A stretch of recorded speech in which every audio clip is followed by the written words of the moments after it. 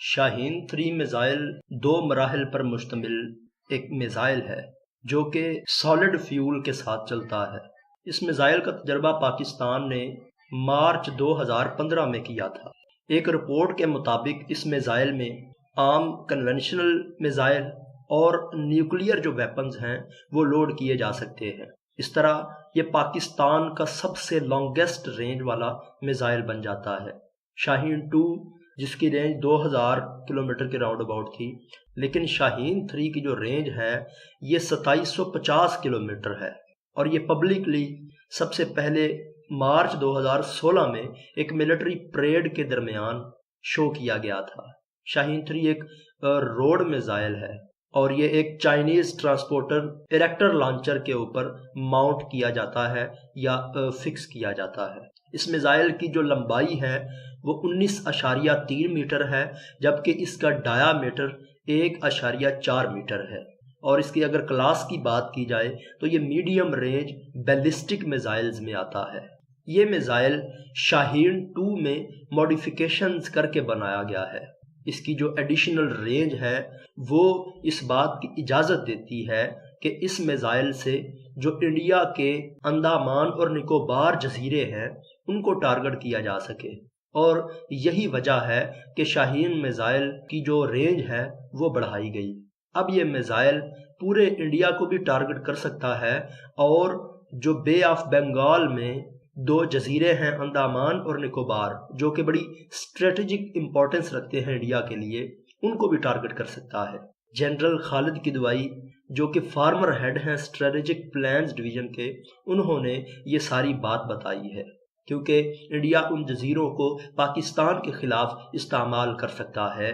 یہی وجہ ہے کہ شاہین 3 کی رینج 2750 کلومیٹر بنائی گئی تاکہ انڈیا اپنے جو ارادے ہیں ان کو پایہ تکمیل تک نہ پہنچا سکے۔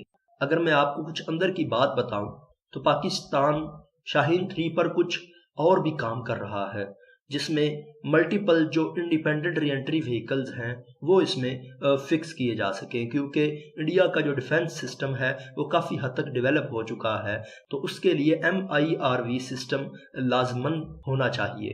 تو شاہین 3 میں MIRV سسٹم، جو کہ MIRV سسٹم آپ ایسے سمجھ لیں کہ آپ کافی سارے میزائلز ایک میزائل میں ہی فٹ کر دیتے ہیں، اور جب آپ اس کو فائر کرتے ہیں تو وہ ڈیفرنٹ راستوں سے ہوتے ہوئے اپنے ٹارگٹ کو جا کر ہٹ کرتا ہے۔ اس سے پہلے میں نے اپنے چینل پر ابابیل میزائل کی ویڈیو ڈالی ہوئی ہے، وہ آپ دیکھ سکتے ہیں، اس میں آپ کو MIRV سسٹم کا بخوبی پتہ چل جائے گا۔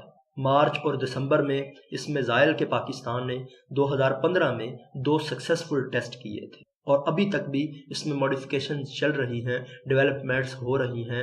MIRV سسٹم کے علاوہ اور بھی کئی جو ماڈرن ٹیکنالوجیز ہیں ان کو فکس کیا جا رہا ہے۔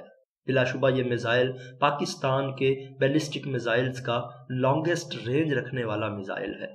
دوستو، جب سے پاکستان اور انڈیا آزاد ہوئے ہیں تب سے لے کر اب تک ان دونوں ممالک کے درمیان کئی جنگیں ہو چکی ہیں، اور ان جنگوں کی بڑی وجہ یا تو کشمیر ہوتا تھا یا پھر انگریزوں کے پھیلائے ہوئے جال۔ فرنگی یہاں سے جاتے ہوئے دونوں ممالک کے درمیان کچھ جھگڑے چھوڑ گئے۔ یہی وجہ ہے کہ دونوں ممالک ہر وقت، ہر پل، ہر لمحہ اپنے ڈیفنس سسٹم کو مضبوط کرنے میں اور اٹیکنگ سسٹم کو سٹرونگ کرنے میں لگے رہتے ہیں، اور ان کا آدھے سے زیادہ بجٹ اپنے دفاعی اور آرمی کے انتظامات میں لگتا ہے۔ اللہ کرے کہ دونوں ممالک کے درمیان صلح ہو جائے اور اس خطے پر بھی امن ہو۔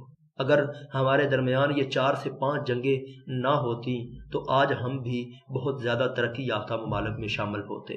کاش انڈیا والے اور پاکستان والے اس بات کو سمجھیں اور آپس میں میل جول کے ساتھ کشمیر کے مسئلے کو حل کیا جائے۔ اس کے ساتھ ہی نوید احمد فسانہ کو اجازت دیجیے۔ اللہ حافظ۔